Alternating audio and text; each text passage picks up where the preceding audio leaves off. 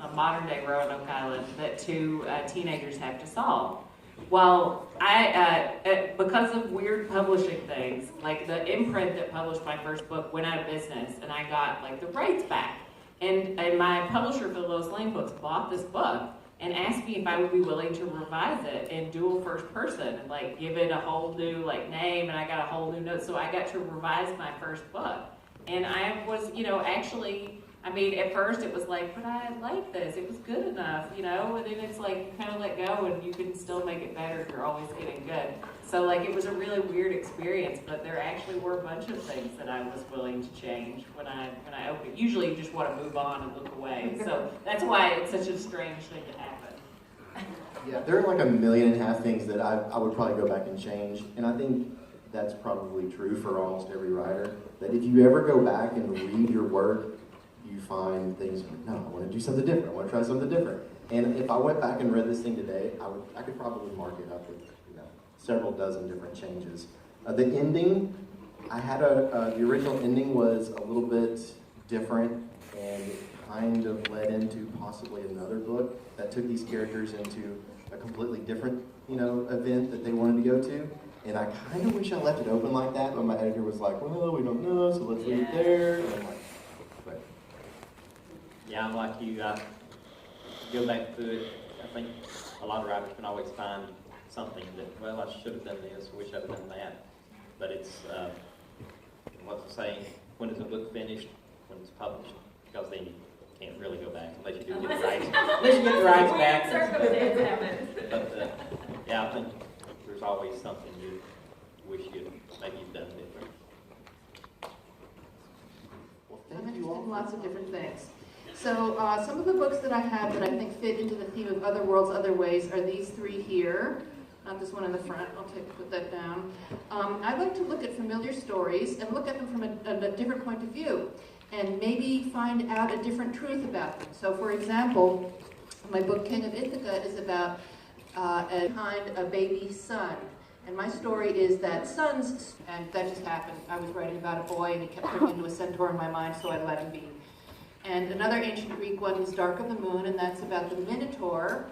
Dark of the Moon is the Minotaur story, but it's told by the Minotaur's sister, Ariadne, who actually loves her brother, even though he's very violent and kind of misshapen in odd ways that I never really define. He's not half bull, though. He's a human. And it's told by Ariadne and by Theseus, the killer of the Minotaur. And I hope it gives a different view of the Minotaur. And my most recent retelling is called The Stepsister's Tale. Hi, I'm Tara Crowell, and these are my two books, Eden's Wish and Eden's Escape.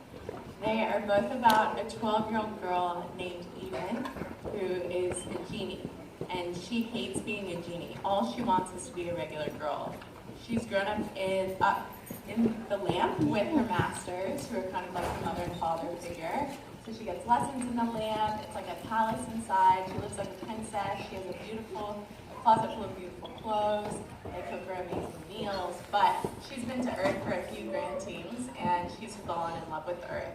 So all she wants to do is be on Earth. But she has no power over her own life until she grants 999 wishes and completes her genie career. So instead of waiting for that, she decides to find a way to escape the lamp. So she does. She escapes the spout in Eden's Wish, and she tries to pretend that she's a regular girl on Earth. But of course, that doesn't work, and she gets wrapped up in a battle between genie alumni who have completed their genie careers, and now they're immortal women living on Earth. So there are two sides of them, and she gets wrapped up in that. But at the end of Eden's Wish, she goes back into the lamp, and she's actually told by her masters that she's going to be the first genie in history to complete the rest of her genie career while she's living on Earth.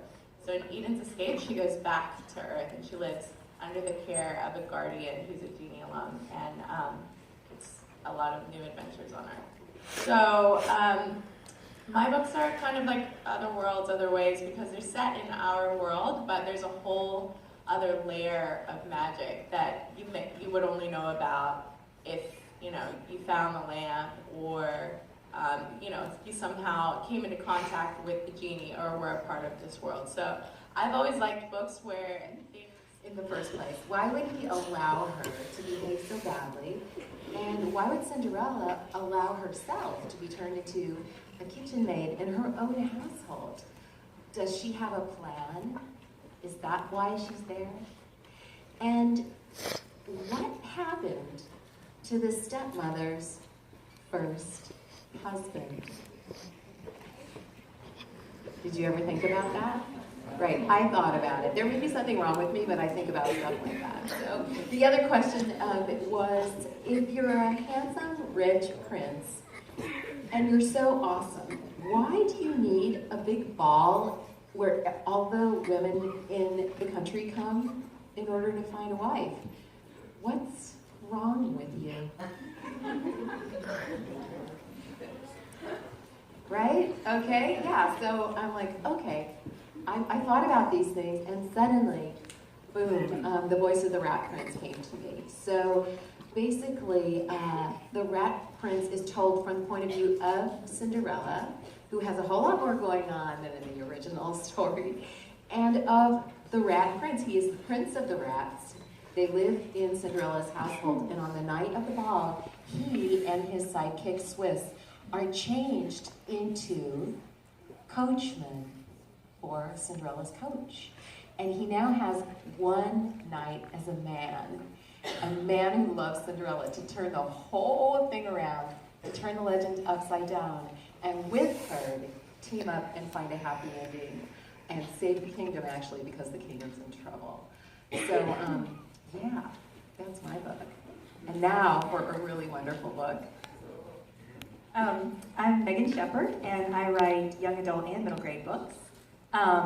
My first series is called the Madman's Daughter series, and it's inspired by kind of gothic historical classics like Jekyll and Hyde and Frankenstein and H.G. Wells, if you know his works. In the book, it takes place in Victorian England. A 16-year-old girl, Juliet, has grown up in a life of luxury, which has all come crashing down. Her father was London's most reputable surgeon, but he was accused of doing gruesome experimentations on animals and banished. And she assumes that he has died. She's now working as a maid in poverty. But she discovers that he's actually still alive, and he's continuing his experimentation on a remote, mysterious island. And so she goes to the island to find out, is this man really the mad scientist that everyone says he is, or is he, the loving father that she remembers? And she gets caught up in this world of monsters and mystery. And then I have another young adult series called The Cage, and it's followed by The Hunt and then The Gauntlet, which comes out this May. And this book is more classic sci-fi, if you like The Twilight Zone or Star Trek. It's about 6 teenagers that are taken from 6 different countries in the world by an all-powerful and psychic race called the Kindred, and they're put in a human zoo. So now humans are the ones behind the bars being observed, and they have to figure out if there's any way home and exactly why they're there and who are these people that have taken them. And then I have another book, my newest book, which is not a series. This is a standalone book called The Secret Horses of Briar Hill. And it takes place in World War II in England. There's a little girl who has been evacuated from the city because of the bombing threat, and she's sick. She has tuberculosis. So she's taken to a children's hospital in the countryside, which is actually the home of a former princess. It's sort of an old castle that's been converted into a hospital. And their world is quite bleak because of war, and it's wintertime, and they're all sick. But the little girl, Emmeline, starts to see a different world through the mirrors of the hospital. She can see into this magical world through the mirrors, which has winged horses in it. And it's run by a mysterious prince called the Horse Lord. And one of the winged horses is actually in trouble and crosses over into Emmeline's world, in our world, and needs her help. And so talking about different worlds, there's literally a very different world in this one that she can see through the mirror, and she's the only one who can see it. And so no one really believes her, so it's a question about is it real or is it not? And I think that's something with a lot of different worlds, kind of wondering if it's real or not. and the power of your belief to sometimes make it real. Writing a lot are very important, the most important things, I think. But also just gathering lots of life experiences is really, really important, because I didn't really feel like I could write about a lot of emotions. I couldn't write about what it felt like to fall in love until I had fallen in love. I couldn't write about seeing the ocean until I had seen the ocean. So, even if you haven't, don't have a father who's like a mad scientist experimenting on animals, you still know what it feels like to be afraid, or to doubt your family members. So, for me, I would say be sure to spend a lot of time away from your desk and gathering an understanding of what these characters are going through, so that you can write about it in a way that's going to be really believable. One thing that I would advise is to learn how to be open to criticism. Find honest friends who will read your work, and again, be open to what they have to tell you. We all do need cheerleaders, but we also need true constructive critics, and that's how we all get better at whatever we do. And in that regard, when your teachers ask you to revise something, do it. Do it. Because your stuff is going to be better and stronger each time. I have some specific advice for Tennessee students.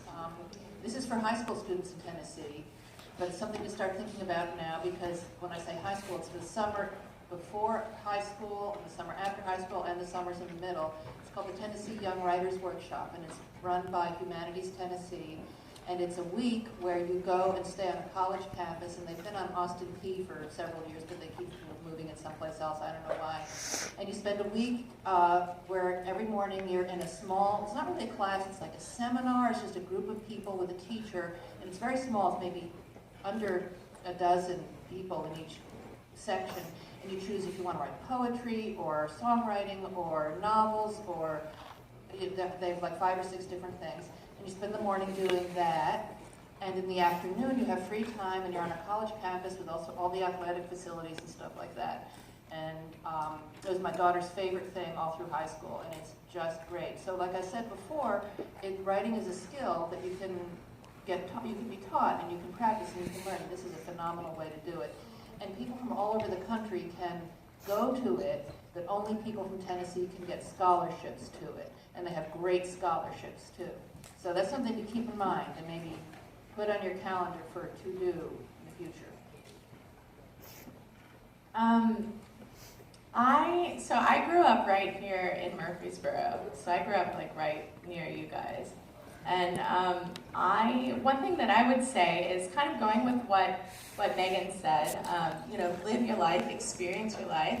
And I would say just don't take for granted the life that you have. Like, don't think, you might think it's boring, you might think it's like not something that's worth writing about, or, not something that's interesting. But the truth is that it is so special, and it is something that makes you somebody that nobody else in the world is, and it gives you a perspective that nobody else in the world can have or will ever have.